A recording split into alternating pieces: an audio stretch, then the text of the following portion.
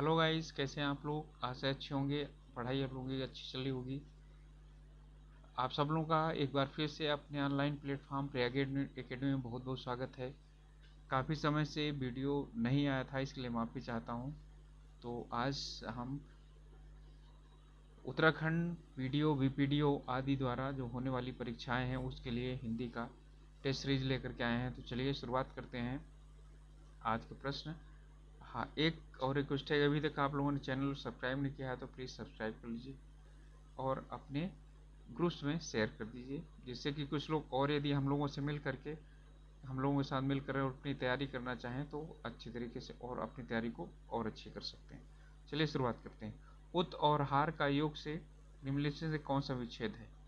तो देखिए, उत है और हार है, ठीक है।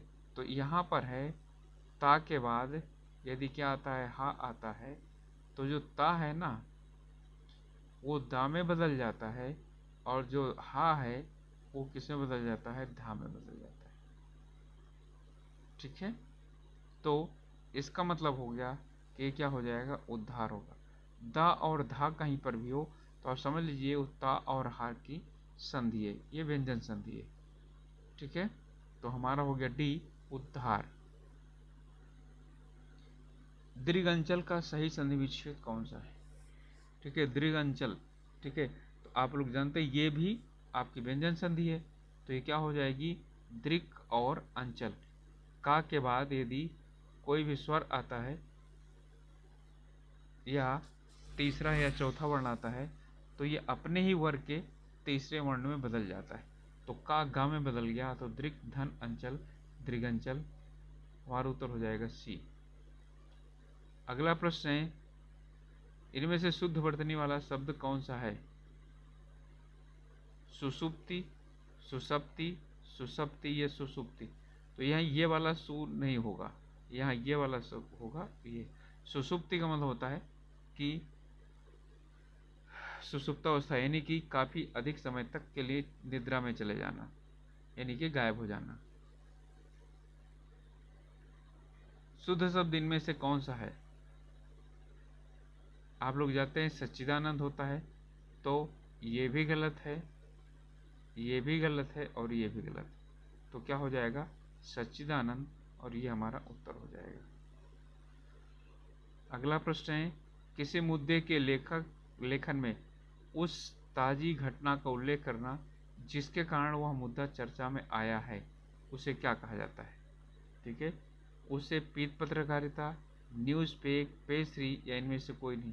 ध्यान दीजिएगा, किसी मुद्दे के लेखन में उस कोई भी जो ताजी घटना होती है उसका उल्लेख करना जिसके कारण वह मुद्दा चर्चा में आया है तो उसे क्या कहा जाता है, उसे न्यूज़ पेक कहा जाता है, ठीक है। News pack. अब ध्यान दीजिएगा, पीत पत्रकारिता का मतलब होता है कि झूठी खबर फैलाना, ठीक है।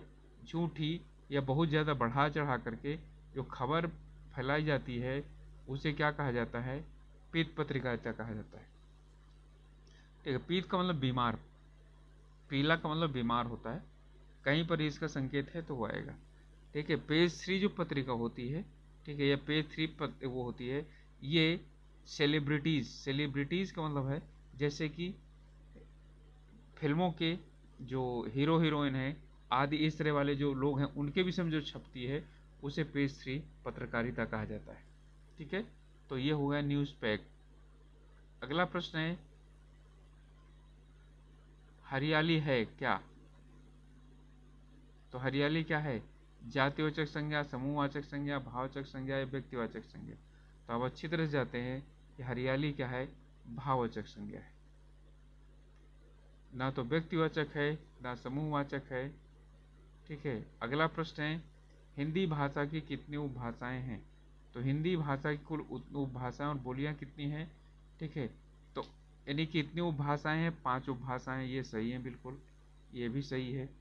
अब इसके बाद कह रहा है कि इनमें बोलियां कितनी हैं, तो 17। उभय से 5 उपभाषाएं और 18 बोलियां हैं, याद रखिएगा। 5 उपभाषा और 18 यदि सही है। इसमें है लेखक की रोटी गद्य संग्रह के रचनाकार कौन है, राजेश जोशी, महादेव वर्मा, मंगलेश डबराल या शैलेश मटियानी, ठीक है। तो इसके कौन है? इसका तो मैं नहीं बताऊंगा, इसे आप लोग क्या करेंगे, ये आपके लिए है, इसे आप लोग कमेंट करके बताएंगे, क्योंकि आप लोग कोई कमेंट नहीं करते हैं।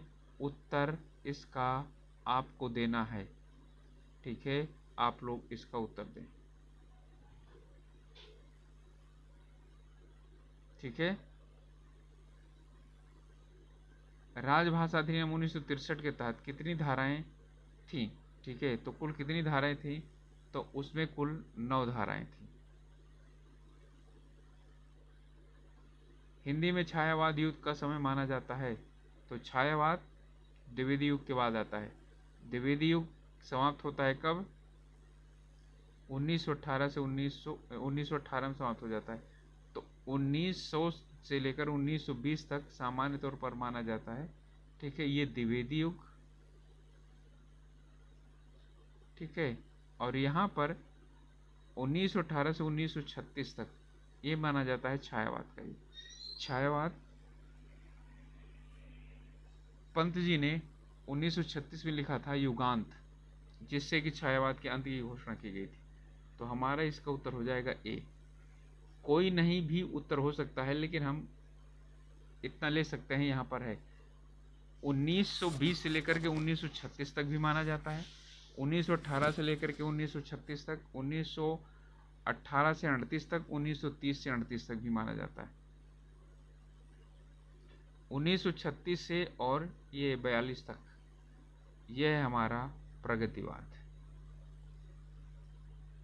प्रगतिवादी युग।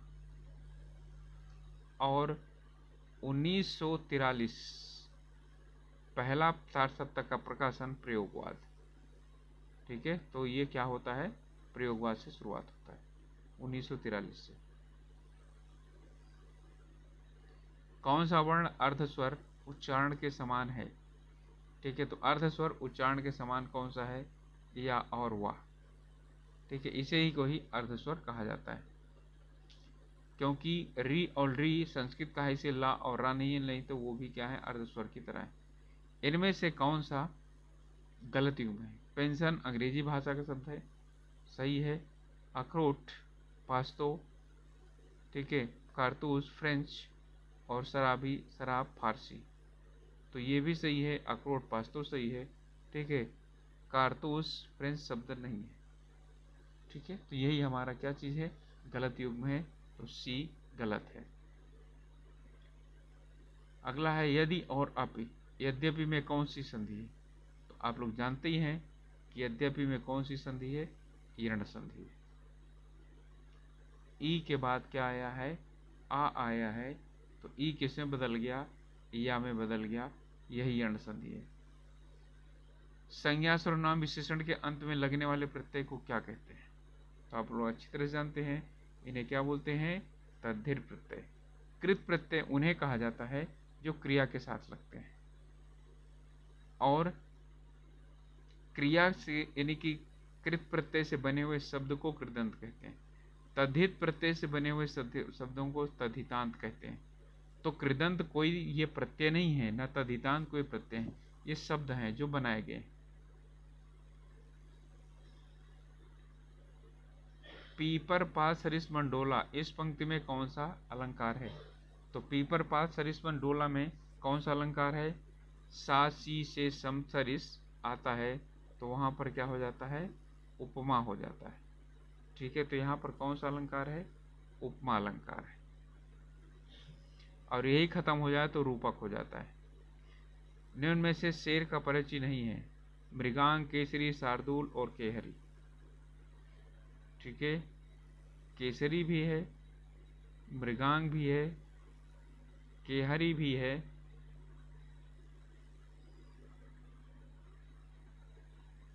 ठीक है। तो इसका क्या होगा? शार्दूल। कौन सा स्त्रीलिंग युग्म गलत है? ठीक है, तो इसमें कौन सा गलत है? विद्वान का विदुषी, नेता का नेत्री, साधी का स्वाधी, इनमें से कोई नहीं। तो क्या हो जाएगा? ये सभी इस यानी कि सुमेलित है। वर्षा होती तो फसल अच्छी होती में कौन सा वाक्य है? वर्षा होती तो फसल अच्छी होती, ठीक है। तो कौन सा है? क्या संकेत है या संदेह है? तो संदेह तो बिल्कुल है ही नहीं है। ठीक है, यदि तो होता तो किससे है ये? संकेतवाचक है, ना तो विधान और ना ही आज्ञा।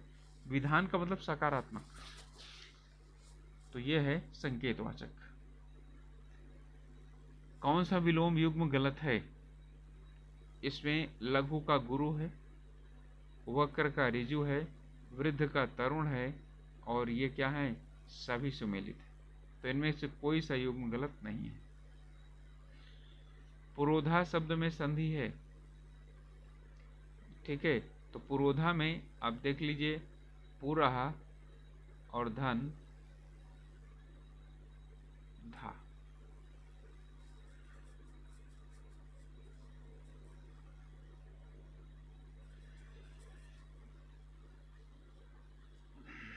ठीक है, तो इसमें हो जाएगा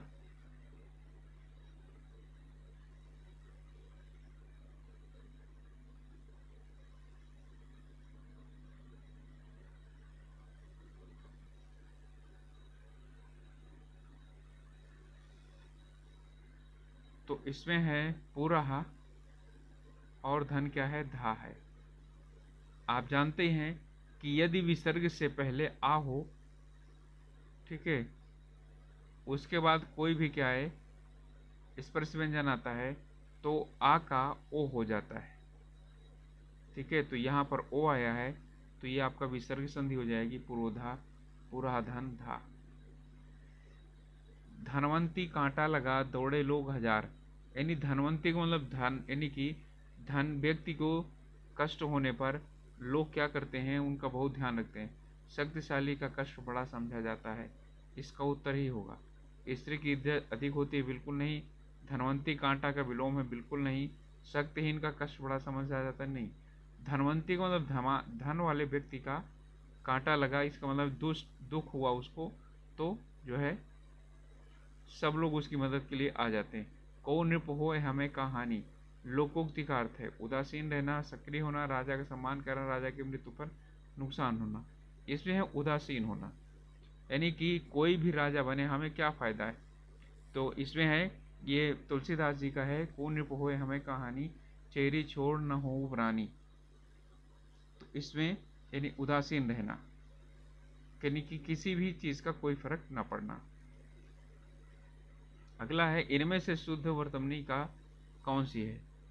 निर्दयी, निर्दोष, निरपराधी और क्या है? सभी। तो इसमें जितने भी हैं वो क्या है? शुद्ध वर्तनी है।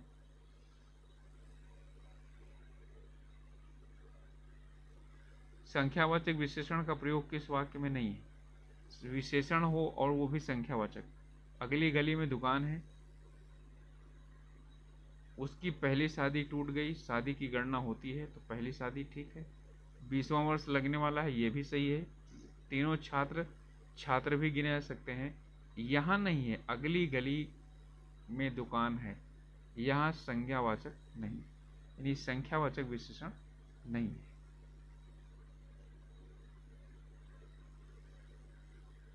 स्त्री शब्द का विशेषण क्या होगा? स्त्री शब्द का विशेषण होगा क्या? स्त्रैण।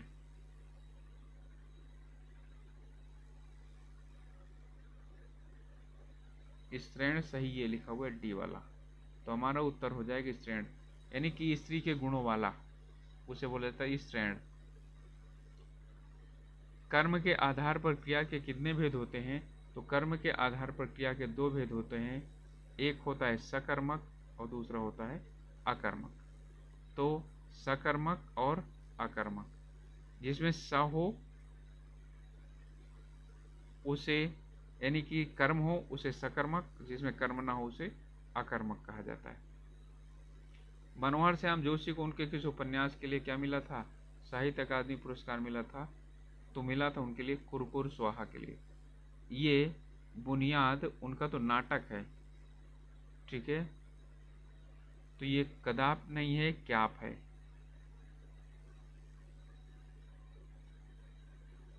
तो इनके कुरकुर स्वाहा के लिए क्या मिला था? साहित्य अकादमी पुरस्कार मिला था। गाइस, ये थे 25-26 प्रश्न इसमें डाले थे मैंने, तो अब ये 25-26 शब्दों का संग्रह था। और आप लोगों से रिक्वेस्ट है कि अभी तक यदि सब्सक्राइब नहीं किए हैं तो प्लीज़ सब्सक्राइब कीजिए चैनल को। कोशिश करूँगा कि यदि कोई व्यस्तता न रही तो वीडियो आप लोगों को रोज़ मिल जाए एग्ज़ाम के पहले। अब ज़्यादा समय आप लोगों को एग्ज़ाम के लिए नहीं रह गया। तो ओके, मिलेंगे अगले वीडियो में। तब तक के लिए आप लोग अपने स्वास्थ्य का ध्यान रखिए, पढ़ाई कीजिए। All the best.